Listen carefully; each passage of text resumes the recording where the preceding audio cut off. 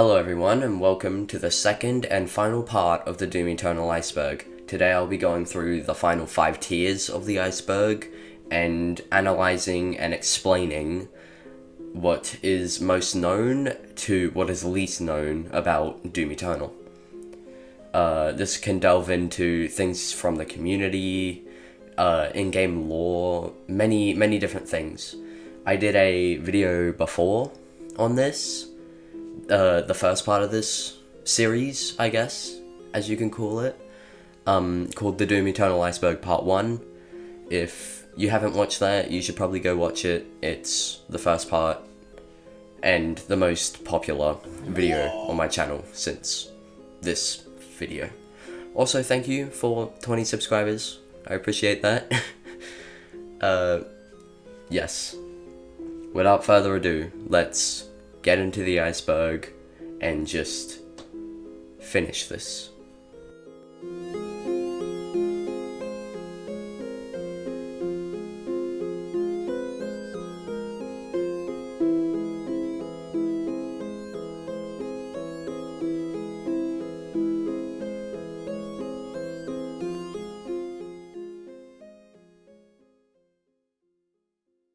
Tier 6.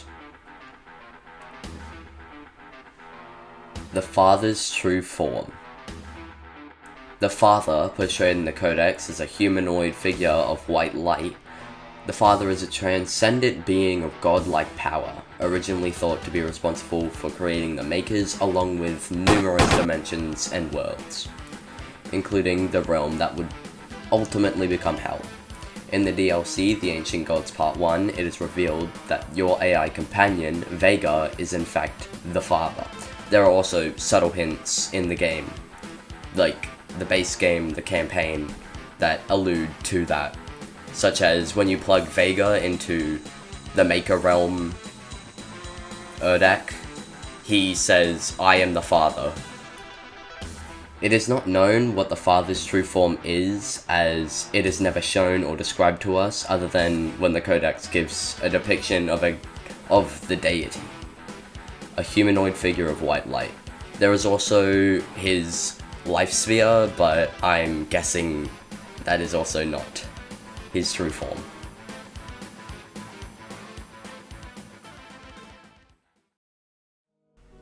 The Father's true power.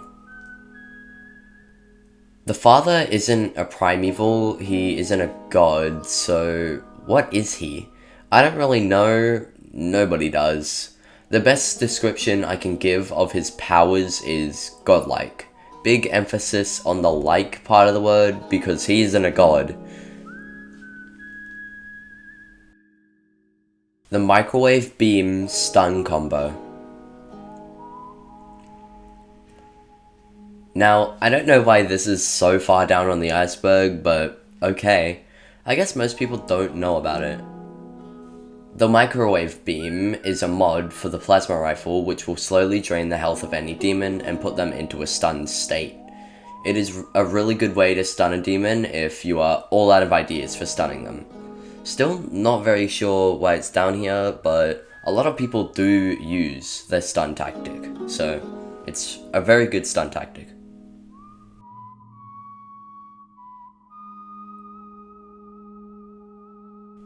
The deal between heaven and hell.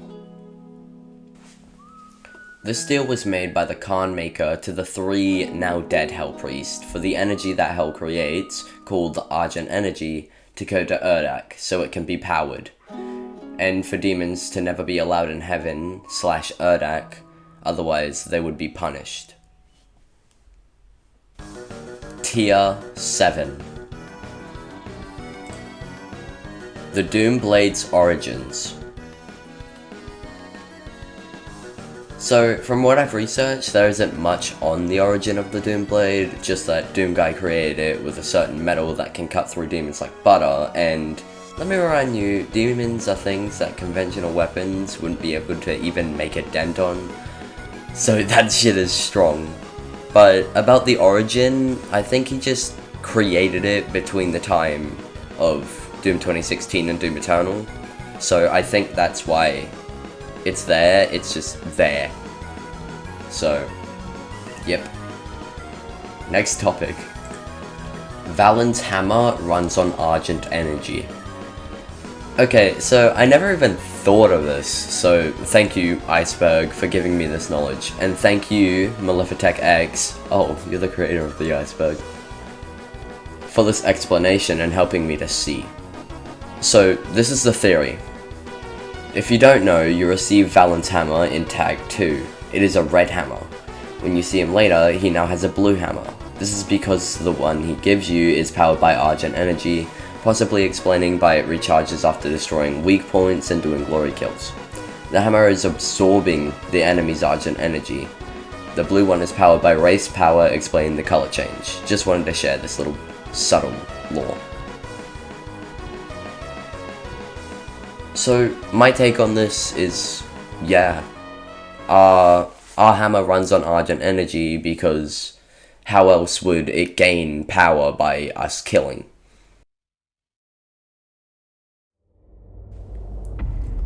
Maker Transfigurations.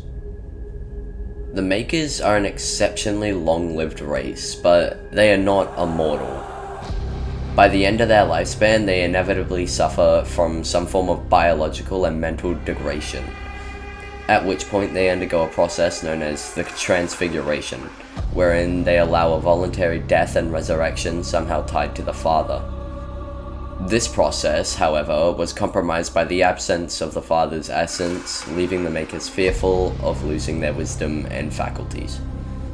This is what happened to Samuel Maker at the end of the Ancient Gods Part 1, and it is most likely what have happened to the Khan Maker if Doom Guy hadn't already Betrayal. Tier 8. Scrapped Pistol.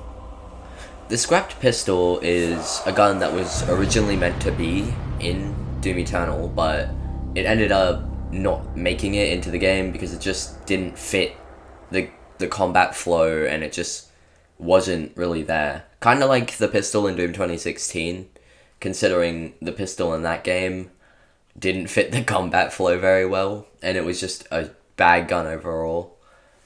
Pistols can work in Doom, just take a look at the old Doom games, but in the more recent fast-paced ones, it really doesn't work, so scrapping the pistol for this game was definitely a good choice. Doom Guy's mech.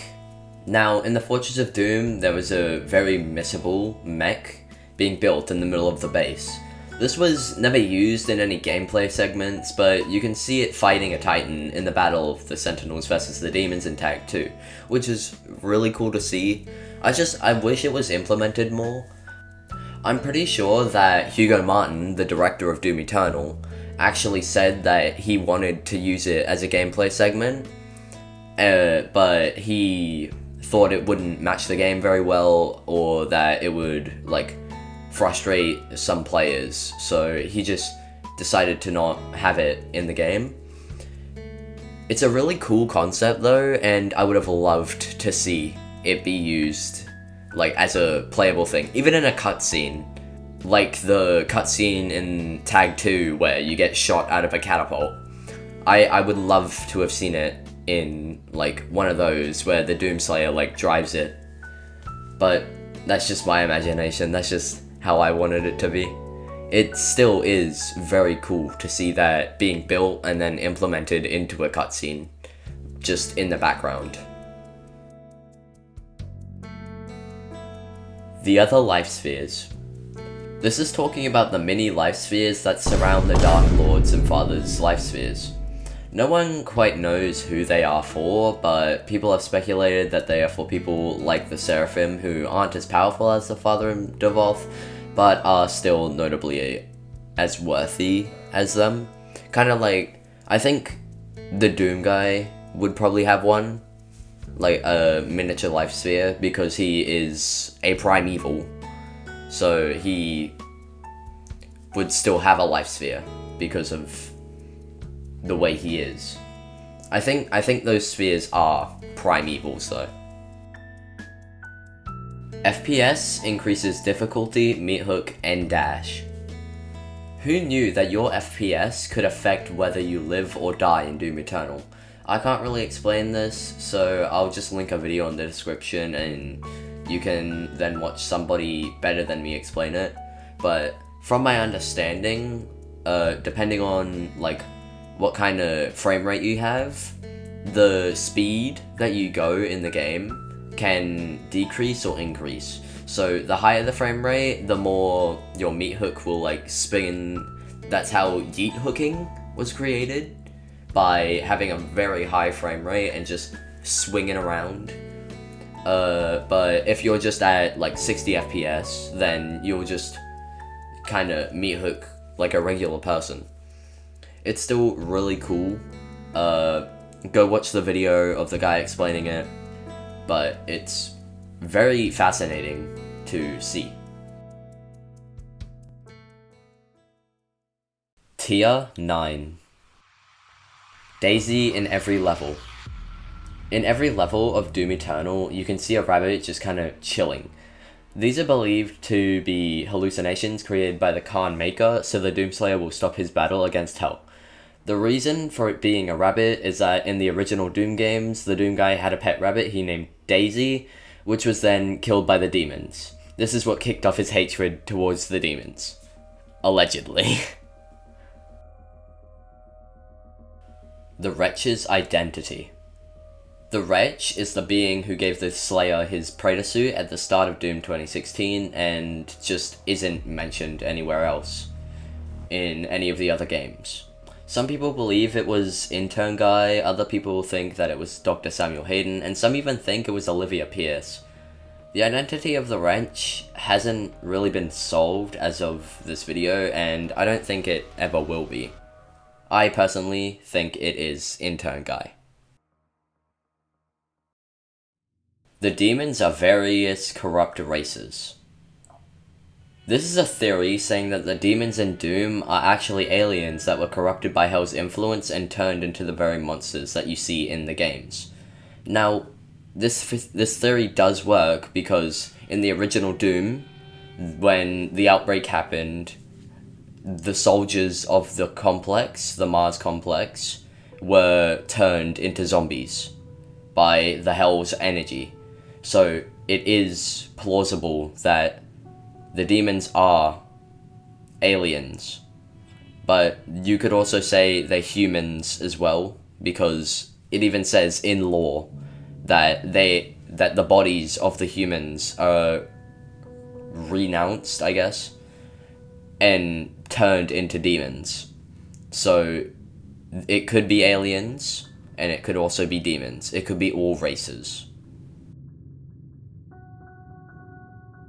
Tier 10. Scrapped Dark Lord segments. So, the creator of this iceberg has said that he believes he heard Hugo Martin, the game director of Doom Eternal, say that there was a cut piece of the Voth's fight in Tag 2 where the Dark Lord was to turn into a dragon, and you would have had to drive a mech and battle him as a phase of the fight, but it was scrapped because it would take way too much time, and it was just very flustering, I guess.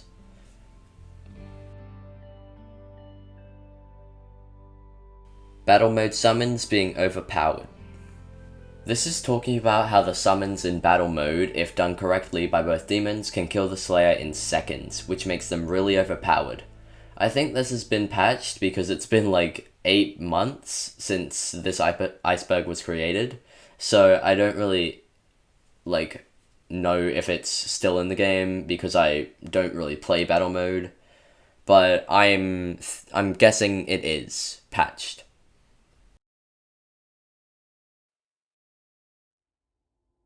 Yeet hooking. Yeet hooking is a term used by the community for when you attach to a demon and go super fast with the meat hook. I could never pull this off because I can only play the game at 60 FPS, but it's pretty cool.